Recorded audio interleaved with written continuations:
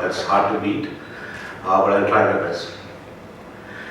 So I'm going to be talking about measurement of ad effectiveness. This is largely to do with digital advertising. So it's a great segue that's been provided by the earlier presentations. So we're going to talk about the impact and how do we go about measuring them. Start with the philosophical quote, right? I mean, if a tree falls in a forest and there's no one to observe, witness, or hear the sound, does it really make a sound? It's an interesting, and like I said, it's a philosophical question, but then I mean, what's more interesting and relevant to us is this question, where if I serve a digital ad, and it's at a place where no one can see or feel or notice it, is it really worth anything? Is it making an impact? This is an area kind of close to me because right before my current stint with SSI, I used to be in media planning role, media agency overall. So it's something which we've stumbled upon countless number of times in those days, and that's what we're here to talk about. I'll just follow up with one more quotation from this gentleman, if you recognize. It's a gentleman called Wanamaker. So he made this, I'm sure some of you, if not all, have come across this quotation.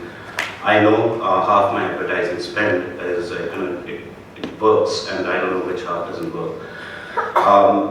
Now this was quoted, this was said like more than 100 years back, and I heard it in my college and university days. I heard it in my starting days at Nielsen, and then eventually in the ad agency. So it's the genius of the man that he made the statement, which is still relevant and it still resonates, even in this day and age. It's a great quote, right? So let's try and see. We don't have one solution that addresses it all, but we have steps, that can be implemented to get closer to the end solution. So this is really the agenda of my presentation. So what is advertising research? Why is online advertising different? What is online ad effectiveness and issues of viewability, which is pretty controversial in the digital advertising and media buying space in this day and age. And what's the modern approach, one of which we can propose, and we'll take questions at the end of it. So what is advertising research? It's about measuring the extent to which the ad has been successful or otherwise in reaching the target audience, but that's not alone sufficient. Communicating the message, so we saw in the earlier presentation from which that it's essential to tell a story or make a point the way you intend it to be. It's not just about the opportunities, and it's not just about the frequency, and persuading the desired behavior. So the end game is we say things and we are communicating, but it's with the goal of driving certain actions or certain outcomes. How is the research in itself structured? Well, you've got a series of things. So one, you've got to look at the success of an ad, keeping everything else the same. So what is the ad or the communication that you sent out done in itself? There's a Latin term which in economics it's a pretty commonplace thing, where you say everything else being equal, ceteris paribus. So that's what it is. You want to measure by isolating, and that's the only way you can really test, what the impact or what the effectiveness of the ad was. Now it's great, it sounds profound, but then we also know in this cluttered world that we are in, it's far from being a practical approach. It's far from being optimal. We've got issues like mistaken identity, where people see something, but they think they've seen something else when they're asked to recall. People mix up on a couple of things that they've seen in the recent past, and it's a function of clutter. Hard to recall in general. If you ask me what I did 3 weeks back, I probably would be at loss of words. And then there's also this assumption where people think they're beyond advertising, they can't be persuaded that easily. So there are a number of barriers, and these are just some to make the point. Now, that brings us to opportunity to see, because this is an important aspect. It's been there and thereabout for a long time. So what opportunity to see means is being there. So if you're watching TV at the right time, the right channel, and if the ad is served, it counts as an opportunity to see. Now, in that particular 15-second spot, you might have gotten up to get a coffee, it doesn't matter. It's still an opportunity to see. If you read a magazine and an ad is placed in the magazine, in media planning, it's counted as an OTS, or opportunity to see. And so on and so forth. I mean, with radio, with out of home, and a lot of these things. So the assumption is, if it's there, and if you are a consumer of that particular medium or that particular channel, it serves as an opportunity that you had to witness the ad. Now, in that sense, online is a little different because it has multiple channels. So the nature of media itself, the nuances that we have within that, the nature of execution. And to explain that, I mean, if you look at this, I mean, in a television, you have moving pictures, you can have animations and what have you, right? I mean, in a direct media, you can elicit a response, so you can send some stuff and you can gain a response back, and it can help you measure, how responsive or how tractionable your action was. Online is a combination of both. I mean, you can do either, you can do both, or you can do one of it. So that direct response mechanism, coupled with everything that's animated and and such, it makes it a lot more powerful, but also a lot more complicated. Now, this person Rick Briggs was one of the first to pioneer online research in terms of ad effectiveness, and he's come up with a number of papers and so on, like talking about brand impact. In fact, I think he pioneered the coined the term brand impact and surround marketing and such. So in this, he talks about how online advertising was affecting attitudes, or how it could do exactly what the brand building effect that TV as a medium brought in. So the point is, I mean, with online, there's a number of things you can do. You can replicate some of the traditional mediums, or you can even do it better than what they used to do in the past.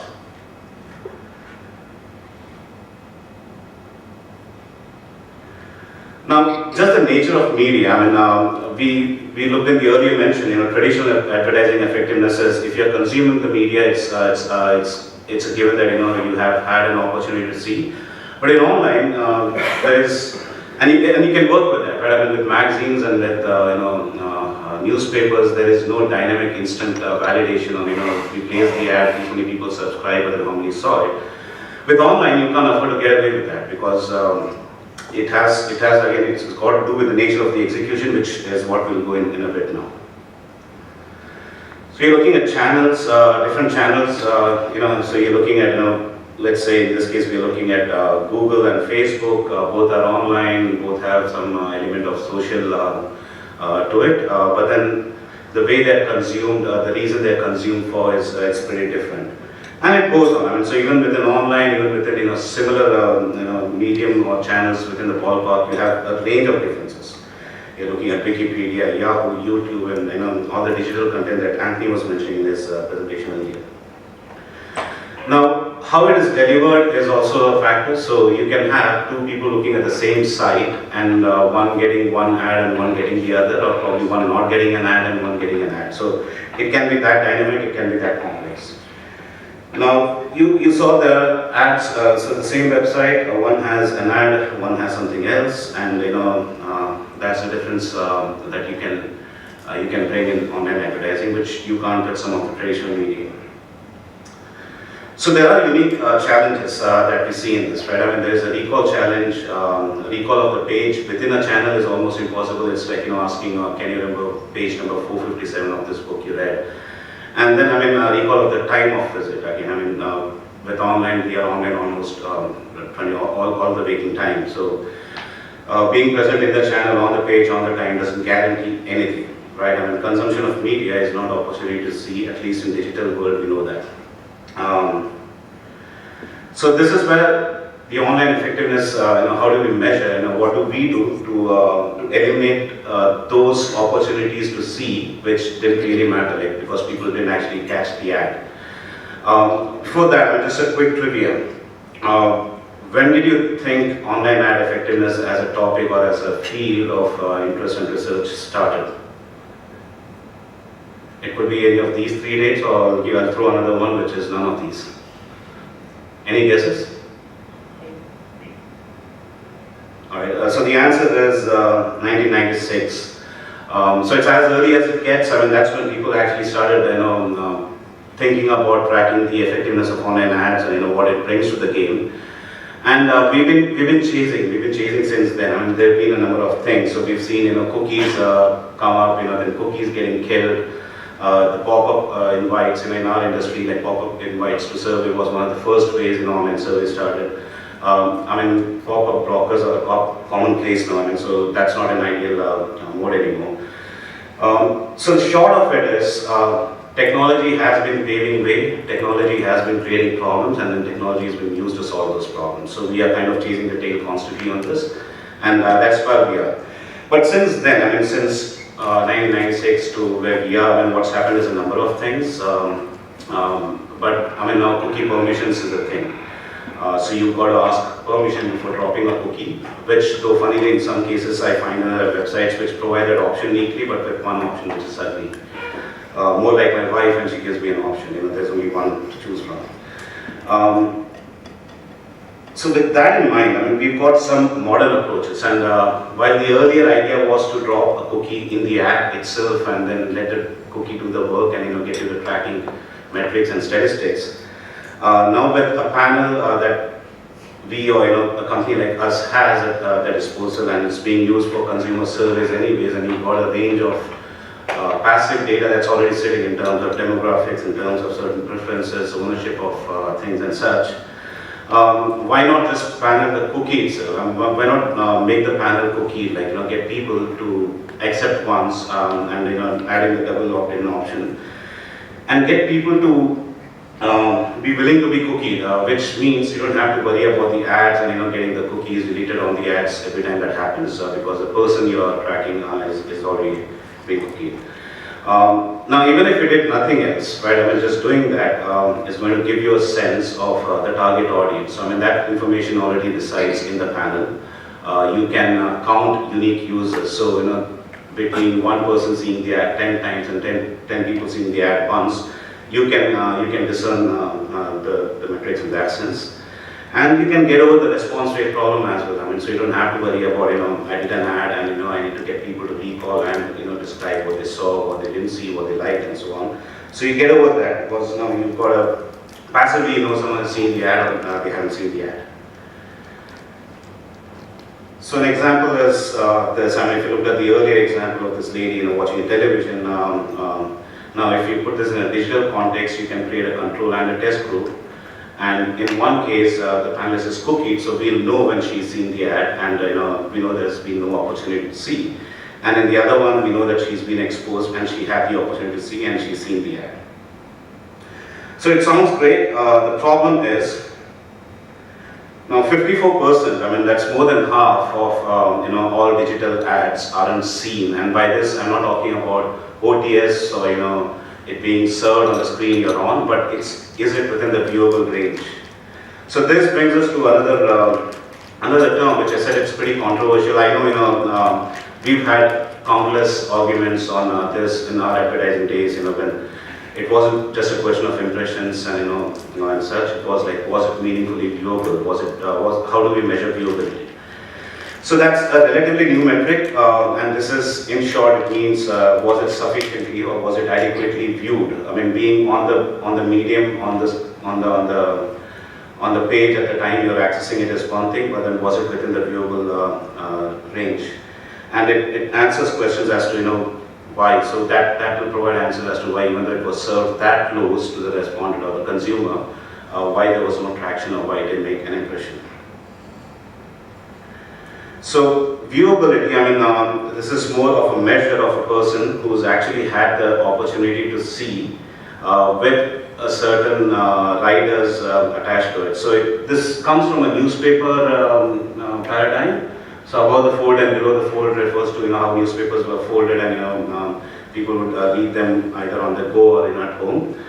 What this means is you could be on the same screen, the ad could be on the same screen a person is accessing, but I mean, we know the screens or pages can be infinitely long, so it could be at a place where it's out of bounds, where you can't see the ad, you had to scroll or you had to flip something which you didn't, and therefore you didn't see it.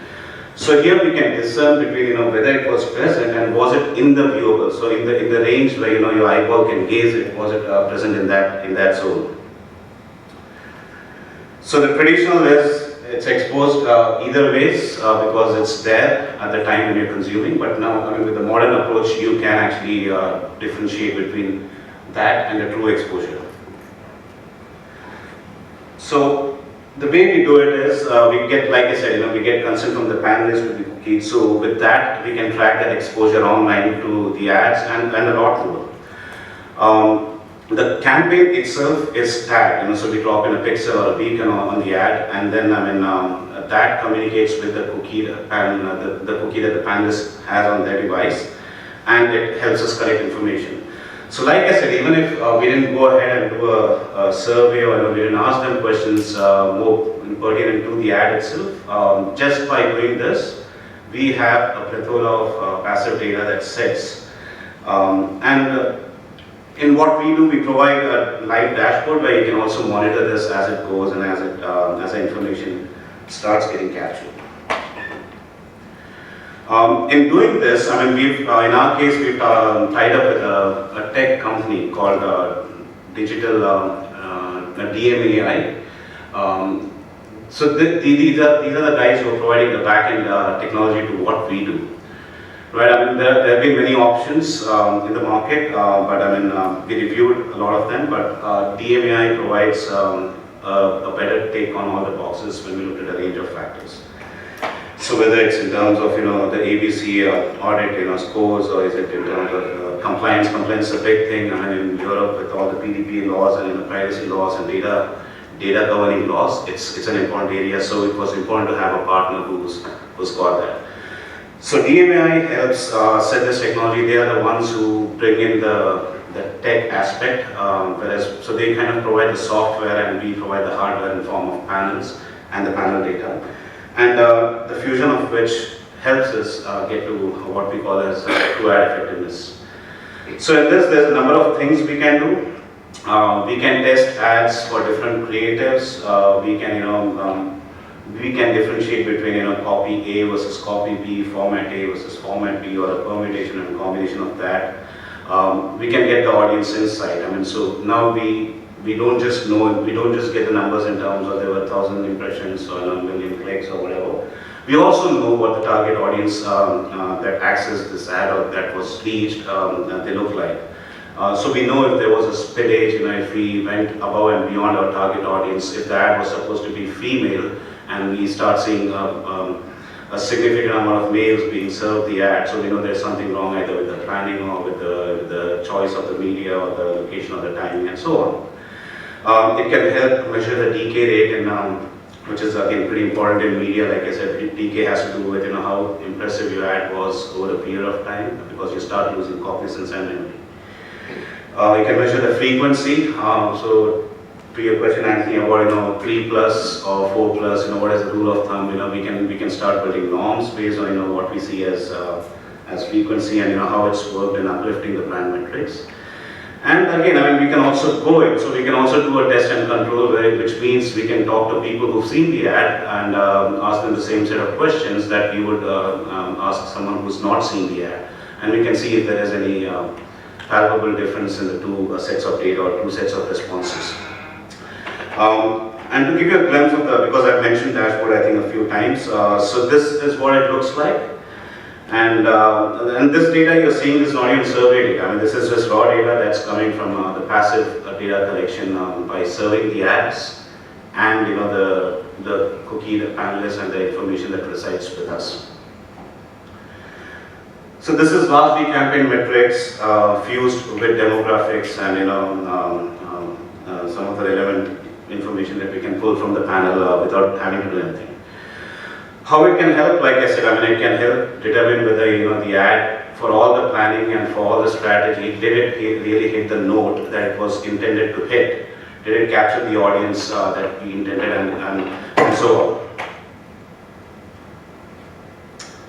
on. In summary, so the 4 points that I want to leave you with. So one, we know online advertising is it's been around. The measurement, therefore, has to keep evolving because it's not even a new medium anymore, right? It's just the challenge around measuring what it does is something that needs to keep evolving. So there is a new challenge around the corner. Now we are addressing the issues with viewability and such. I'm sure there will be something else that comes up in the near future, and it will keep building on. Now, as it stands, I mean, where we are now, OTS is a redundant measure. It's not that meaningful because we know how many. I mean, we looked at what more than half the ads being meaningless because people haven't seen it or it hasn't been in the viewable range. So viewability is going to be. I mean, we fixed this, and that improves your advertising effectiveness even without getting into the measures by at least 50% because you're just getting more people to view, and you're working on that. As the technology stands, multiple devices can be handled. There are some limitations. So when we talk about Facebook and Twitter, probably the most notable social media because of the privacy and all that. I mean, there are some limitations, but there are also some workarounds on that. But in general, I mean, barring some of these obvious ones, this is applicable across devices and across a large majority of the media that's online. And in terms of what drives the success is, so you've got the research experts in the house you've heard before, but I mean, what needs to come along with that is the technology impetus behind it and the scale. I mean, this is also, to give you an example, this is something which is also a lot volume dependent because we are talking about an ad being served within a universe, you're targeting a certain range of people. Within that, you're also looking at an intersection of those people being on an online panel and being cookied and the information getting captured. So we as a Bitmate, that's a challenge, but then I mean, this is something we've rolled out in many markets, and it's probably the fastest in terms of gaining traction. And hopefully, I mean, we'll keep bringing in more. I mean, as an industry of data collection and panels, we can add more to the game and complement what the researchers and the inside experts are doing. That's that. Thank you.